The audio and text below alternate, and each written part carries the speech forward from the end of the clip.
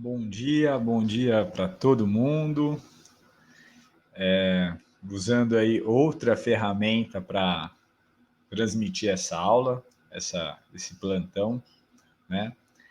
Que é dedicado especialmente para os alunos do segundo ano da escola Professor Plínio Berardo, que estão fazendo as atividades, né, de quarto bimestre referentes ao caderno 3, né? Então, hoje estou tentando usar aí uma outra ferramenta, que é o StreamYard, para poder receber os comentários. Tanto, bom dia, Tainá. Bom ter você aqui. Saudades do pessoal aí. Faz tempo que a gente não tem uma aula, uma transmissão, né? Então, essa, esse, essa interação, essa transmissão é dedicada aí aos alunos que estão fazendo as suas atividades, em especial do Caderno 3, porque fala de um assunto que pode ser que os alunos não tenham visto no ensino fundamental e simplesmente colocar a pergunta lá com algumas orientações não vão ser suficientes para que o aluno consiga fazer sozinho. Então, estou aqui hoje para ajudar quem tiver dúvida, né? E explicar um pouquinho desse conteúdo, que para alguns pode ser pela primeira vez. Deixa eu ver se eu consigo compartilhar aqui. Bonitinho.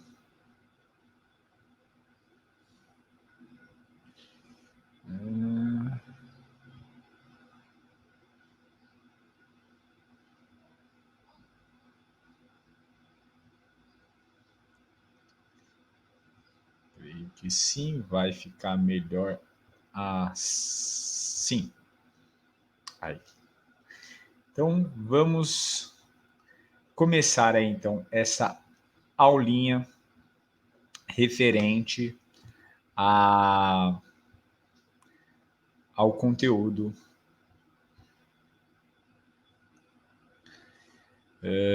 de geografia física, né? Muito bem.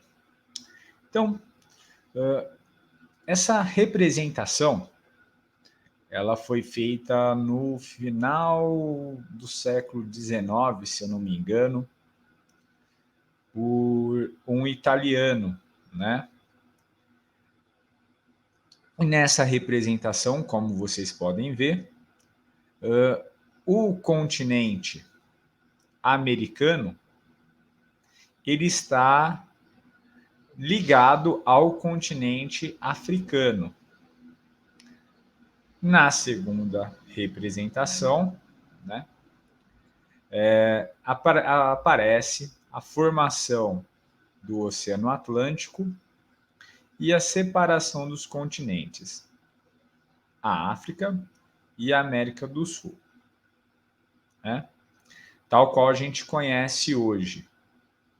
Então, a primeira imagem é uma representação que tenta levantar a hipótese de que no passado os continentes, em especial pelo formato do litoral da América do Sul, né, o litoral leste e o litoral oeste da África, que esses dois continentes já estiveram juntos, assim como os outros continentes, formando apenas um supercontinente. Então, essa possibilidade, né, ela já fazia parte de algumas investigações, de algumas deduções, desde o século XVI, né? O Francis Bacon ele já tinha observado essa, por meio de mapas, né? Essa possibilidade de termos dois continentes com a mesma origem, né? No caso a África e a América do Sul. E só que por conta de falta de outras evidências, né, de outros conhecimentos, essa, essa hipótese ela nunca foi constituída de maneira que outros cientistas a reconhecessem em um curto espaço de tempo, né?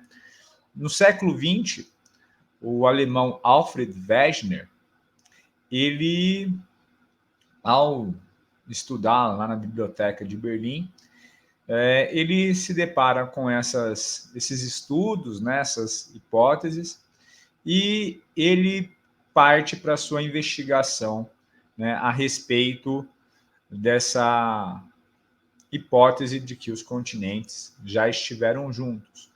E aí ele escreve o livro, né, A Origem dos Continentes. Deixa eu só, para não me perder de vocês, ver se eu consigo ver se tem algum comentário da galera. Acho que assim eu vou conseguir.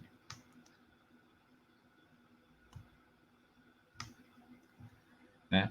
Então, ele escreve aí a respeito da hipótese dessa origem comum dos continentes e considera principalmente a questão de espécies de animais que provavelmente tinham origens em comum. Né? A gente está falando de início do século XX.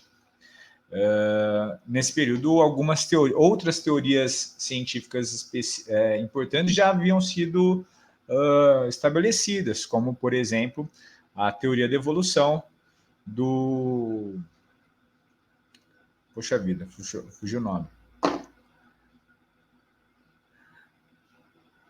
Do Charles Darwin, né? E aí a gente tem, por exemplo, alguns animais que têm características semelhantes, no entanto, são de espécies diferentes, e que habitam continentes diferentes. Aqui na América do Sul, por exemplo, nós temos a ema. Lá na África, o avestruz, e lá na Austrália, o emu.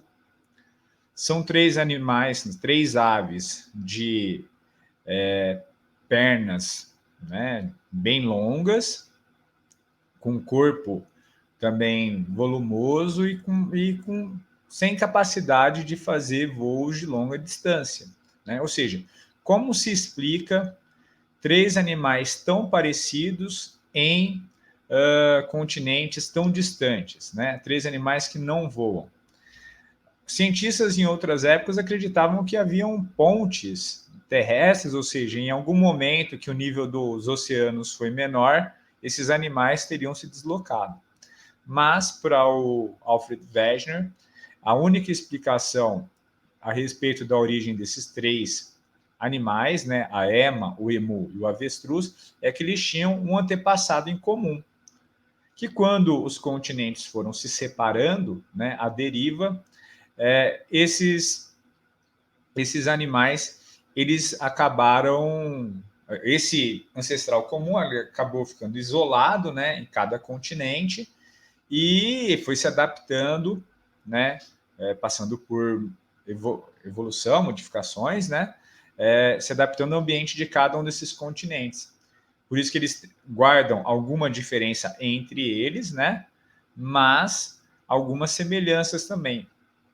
Então, essa questão das espécies era um dos elementos que o Alfred Wegener utilizava para tentar defender a sua ideia, que no passado todos os continentes já tiveram juntos, formando um supercontinente, a Pangeia, e um super oceano, que seria a Pantalassa. Né? Só que o grande problema do Alfred Wegener, em relação à sua teoria, era justamente em explicar, né, como os continentes haviam se separado, né? Que havia o fato, né, os continentes estão separados, isso a gente visualizava com facilidade. A hipótese que eles já estiveram juntos era uma hipótese que já se deduzia em outros períodos. ele trouxe mais elementos para evidenciar essa junção dos continentes. Só que faltava elementos para explicar como, o que fez um continente se separar do outro. Porque, em teoria, né, se a gente leva ao pé da letra a teoria da deriva continental, é como se os continentes fossem navios à deriva, né? Navios que não têm ali nada para fazer a propulsão deles, nada que vá fazê-lo se mover, e por conta do vento, das correntes marítimas, né? Esse navio ele vai para um lado para o outro, como se tivesse a deriva. E isso não acontece com os continentes, né? Eles não são navios que são empurrados pelo vento ou pela ação da água, né? Então, de onde vinha a força que fazia a movimentação desses continentes? De onde surgiu a força que fez esses continentes se separarem? Né? Então, é justamente isso que a gente questiona lá no caderno 3, né? Que eu pedi para que vocês pesquisassem.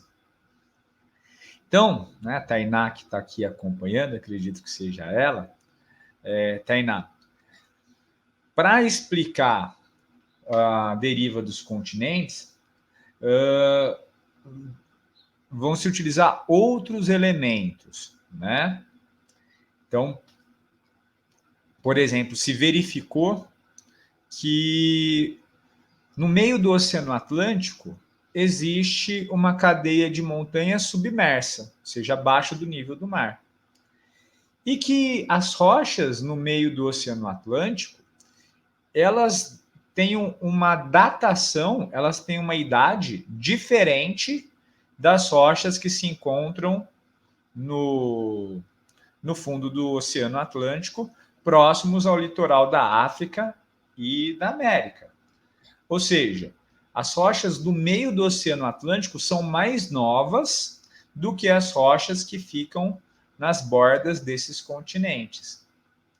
Daí a hipótese de que o fundo dos oceanos, no caso o fundo do Oceano Atlântico, ele estava se expandindo, né? A teoria da expansão do assoalho marítimo.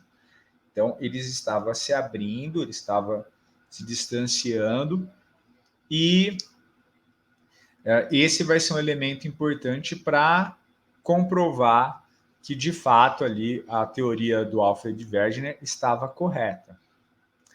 Certo. Mas o que faz o oceano se expandir? Né? O que faz essas rochas oceânicas terem uma idade mais nova do que as rochas que ficam próximas ao litoral? É justamente a ação da atividade vulcânica, né? E aí, quando a gente fala de vulcanismo, nós estamos falando de uma força que vem do interior da Terra. Então, parte aí da nossa questão está sendo respondida agora.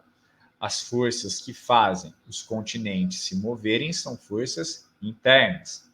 E aí a gente recorre a um outro elemento que eu imagino que vocês lembrem ou já tenham ouvido falar, né? Que são as camadas internas do nosso planeta. Vocês estão vendo aí uma representação dessas camadas internas. Deixa eu ajeitar aqui. Que estabelece características, né, e nomes para cada uma dessas camadas. Então, nós estamos onde? Eu vou pegar aqui um ovo para me ajudar nesse momento, né? Porque o ovo dá para a gente fazer uma comparação um pouquinho tosca, mas que ajuda a visualizar ou imaginar como é que seja a organização do nosso planeta em relação a características físicas e a materiais, bem como sua espessura. Então, nós habitamos a crosta, ou a litosfera. O que seria a crosta ou a litosfera?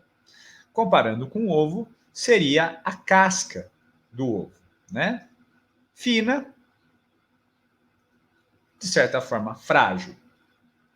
O que a gente vai perceber depois é que, diferente da casca do ovo, que está aqui homogênea, intacta, a crosta do nosso planeta não tem essa característica do ovo que eu estou mostrando, né? Dentro desse ovo há a clara, que é a porção provavelmente mais volumosa do ovo. No nosso planeta, poderíamos comparar com a clara o manto, né?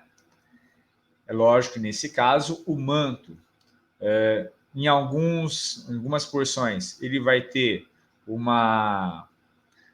vai ser mais viscoso, ele vai ser mais próximo do sólido, e em outras porções ele vai ser menos viscoso, ele vai ser mais fluido, né? Uma característica é que as temperaturas são diferentes, né? Enquanto na casca, na crosta, a gente tem uma temperatura média bem mais baixa do que a temperatura que a gente tem no manto. Então, o manto ele é uma região aqui da estrutura interna mais quente. E ainda mais quente que o manto, né, o que a gente chama de grau geotérmico, nós temos o núcleo. O núcleo, se comparado ao ovo, seria a gema, né? Só que nesse caso, a gema, que é viscosa, o núcleo não tem essa mesma característica, né? Imagina-se que o núcleo ele seja sólido, composto por elementos extremamente densos. Então, basicamente, a gente tem um planeta formado por crosta, manto e núcleo, né? Existem subdivisões, existem mais detalhes, mas, a grosso modo, é assim que a gente pode caracterizar o planeta Terra, ok? E aí, com um detalhe importante, quanto mais profundo nós vamos, quanto mais em direção ao núcleo, mais quente é, o que a gente chama de grau geotérmico.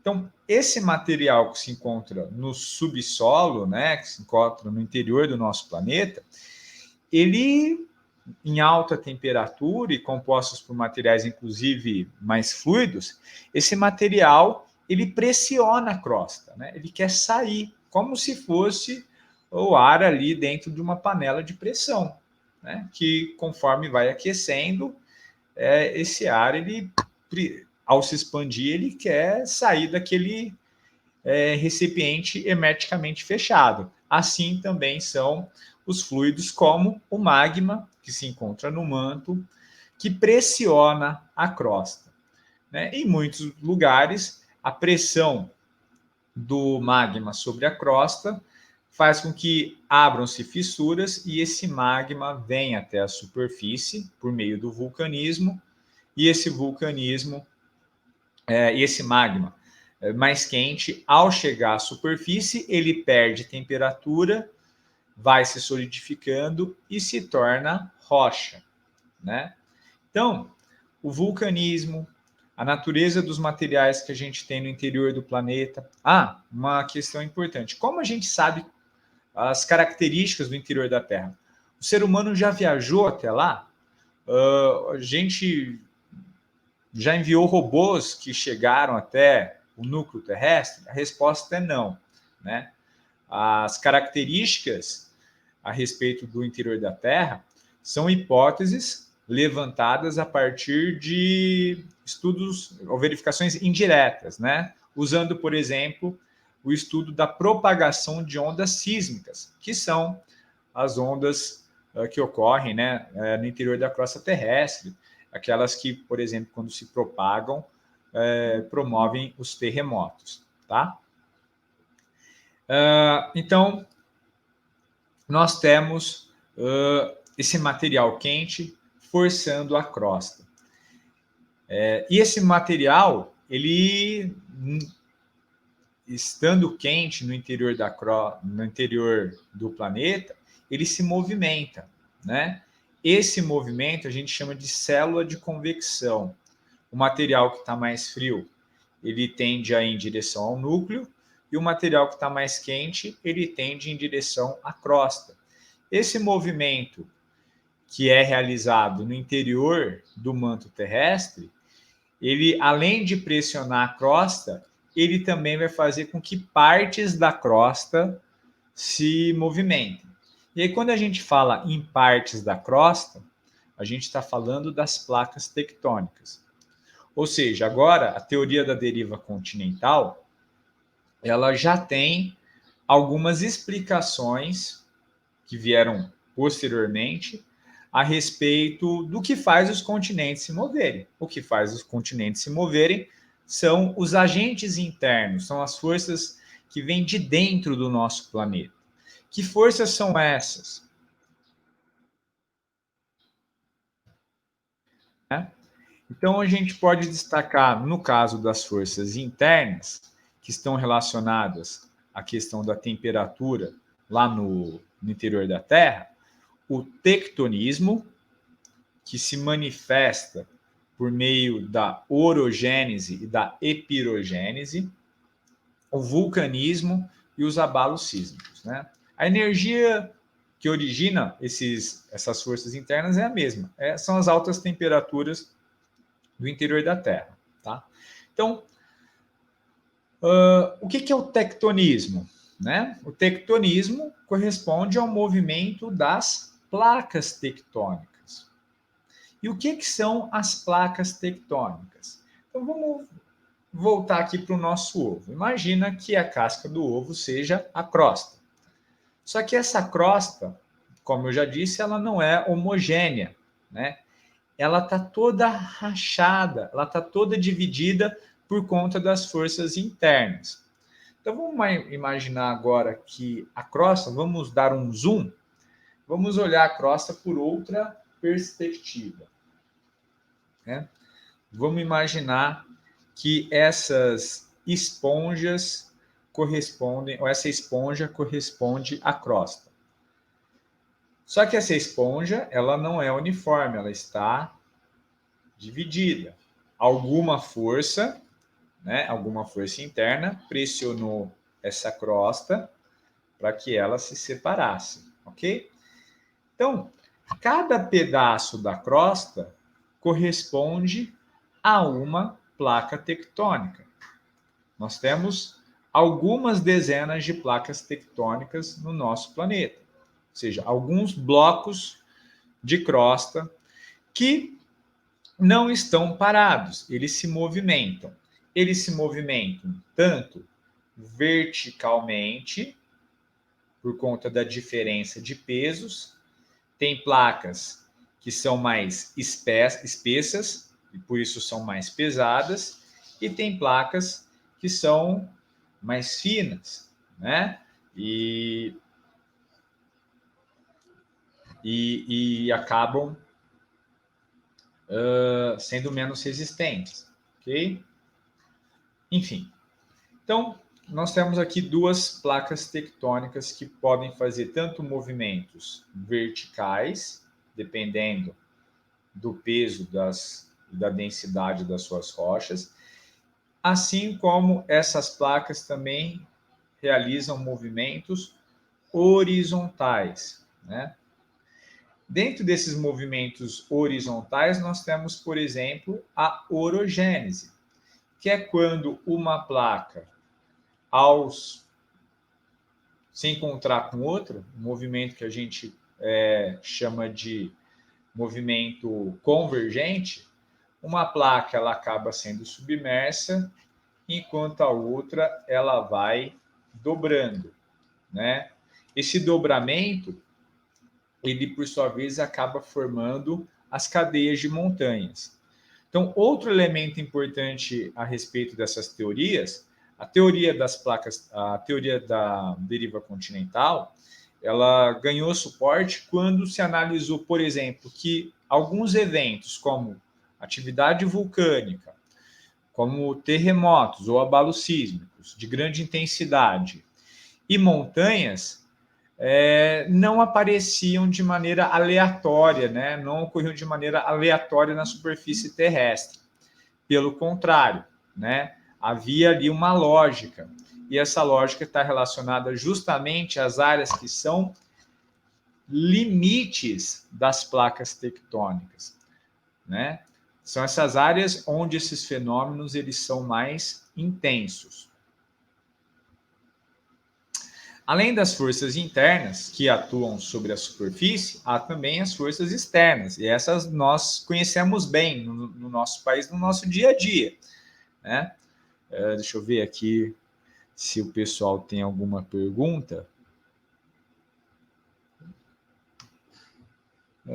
Tem. Deixa eu voltar. Só um minuto, então. Tem possibilidades dessas hipóteses sobre o interior da Terra estarem erradas ou mais para frente eles descobrirem coisas diferentes? Tem, Tainá. Pode ser que a gente desenvolva tecnologias e que algumas ideias a respeito de como é o interior da Terra possam ser derrubadas, né? Quando a gente fala de conhecimento científico, existem aí um monte de teorias, um monte de informações que são baseadas na lógica, no raciocínio, na comparação, que ajudam a dar suporte, né, para determinada teoria. Ainda é possível que, por meio, por exemplo, de novas formas de investigação, descubram-se outras evidências e aí parte daquilo que a gente tinha usado para tentar explicar algo acaba não tendo mais validade, tá? Então, o bonito da ciência é isso, ele é uma construção que vai se apoiando em conhecimentos que foram sendo verificados, foram sendo testados, que foram sendo comprovados, mas ainda assim pode ser que um desses conhecimentos eles tenham alguma falha e aí a gente tem que revisar e tentar explicar de outra forma, né? Então são esses mistérios da ciência que movem os cientistas, né, de diversas áreas, desde a geofísica, os físicos, astrônomos, né? Quando a gente fala de ciências que investigam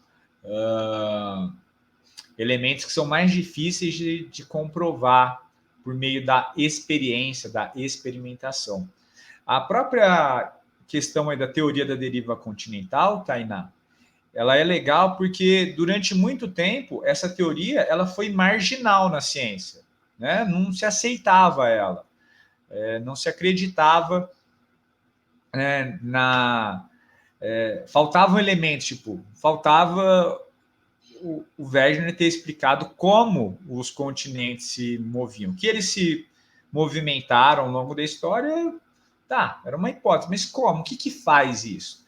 E aí, outros conhecimentos que vieram depois, inclusive o Wegener já tinha morrido, né? Outros conhecimentos vão trazendo elementos que vão comprovar realmente a teoria da deriva continental, ela faz sentido, ela tem razão, só que, por exemplo, o autor dessa teoria acabou não desfrutando das glórias aí da comunidade científica quando ele elaborou ela, tá? Então, pode ser sim que a gente descubra daqui a um tempo essas alterações, tá? Alguma coisa nova que nos surpreenda daquilo que a gente já conhece, tá bom? Estávamos falando das forças externas, né? A respeito dessas forças externas, a gente tem, por exemplo, quando você vai limpar a sua casa, vai limpar o quintal que está todo sujo com terra, né? Quem trouxe aquela terra para o seu quintal? Né? A terra ali, ele é um sedimento, ele é um elemento da geologia, que é o que a gente está estudando. Foi trazido pelo vento, né? O vento é uma força, é um agente que está relacionado a forças que atuam sobre a superfície, na atmosfera, né? E na litosfera também, que é essa manifestação da temperatura, ou seja, o vento se desloca conforme a diferença de temperaturas.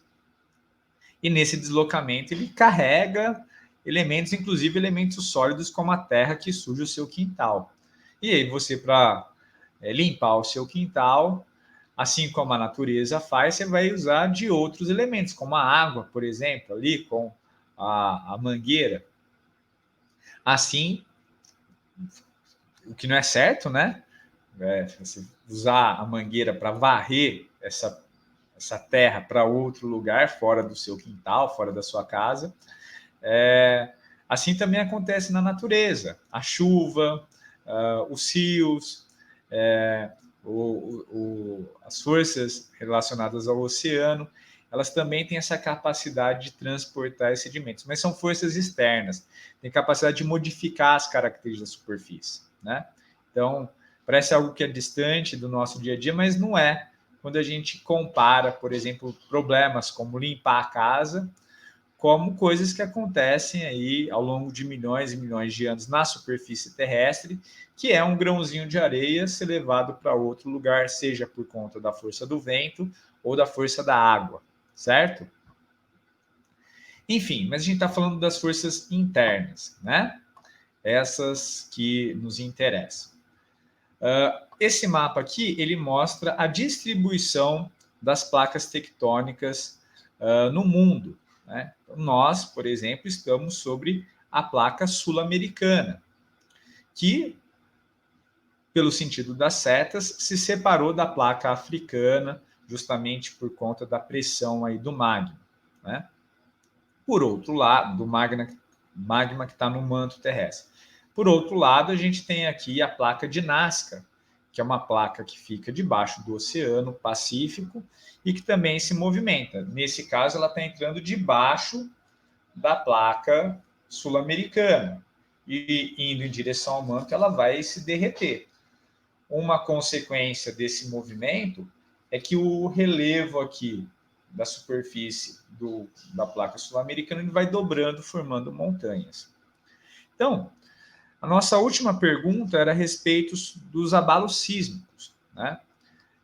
Se acontecem abalos sísmicos no Brasil, se é correto dizer que o Brasil está livre de terremotos.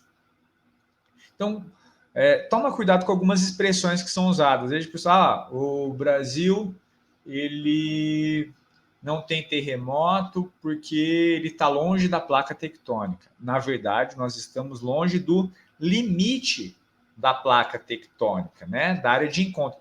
E é justamente na área de encontro em que a pressão de uma rocha sobre a outra provoca fissuras ou rachaduras que liberam essa energia sísmica, né, essas ondas sísmicas que fazem a Terra vibrar. Então a gente está distante das áreas onde a força ou a intensidade desses eventos é maior, mas nós estamos sobre uma placa tectônica. A questão é que nós, né, o Brasil está aqui em verde, a gente se encontra na porção central da placa, distante dos limites, distante de onde acontecem os grandes terremotos, tá? Inclusive, para a gente fechar esse assunto, esse mapa é um mapa que mostra a distribuição de abalos sísmicos no Brasil no ano de 2017, se eu não me engano, né? E aí você percebe que essas bolinhas vermelhas são os locais onde houve registros de abalos, né? De diversas intensidades. Quanto maior o círculo, maior a intensidade. E aí você percebe, por exemplo, aqui no Acre, existe uma grande incidência de abalos sísmicos, porque o Acre, no território brasileiro, vai ser um dos estados mais próximos da área de limite das placas, ok? Então, muitos dos tremores que acontecem aqui acabam tendo reflexo no território desse estado. Mas percebe que existem tremores em outras porções do nosso país, porque existem falhas, né? Ou seja, existem pequenas rachaduras na crosta terrestre aqui no nosso país, que muitas vezes também refletem tremores de outras partes da placa sul-americana, tá ok? Então, não é correto dizer que não acontecem abalos sísmicos no Brasil. Eles acontecem. É que, em geral, a intensidade desses abalos sísmicos é pequena. Existe uma escala, na verdade existem duas, a escala Richter e a escala Mercalli. A escala Richter, ela avalia de 0 a 10 ali a intensidade de um tremor, ok? E, em geral, no Brasil, na escala Richter, os tremores são de pequena intensidade, quase imperceptíveis para nós, seres humanos, tá bom? Agradeço aí a companhia de vocês, aqueles que estão assistindo ao vivo, aqueles que vão assistir depois. Esses 35 minutos de aula, né? Continuo com saudade de vocês, espero que vocês se cuidem e nos vemos numa próxima. Qualquer dúvida a respeito desse assunto, dessa atividade, eu estou sempre à disposição. Vocês podem mandar mensagem aqui no Facebook, aqueles que têm meu WhatsApp podem mandar para o WhatsApp, ou enviar e-mail, enfim, tá? Um grande abraço aí, tchau, tchau. Valeu.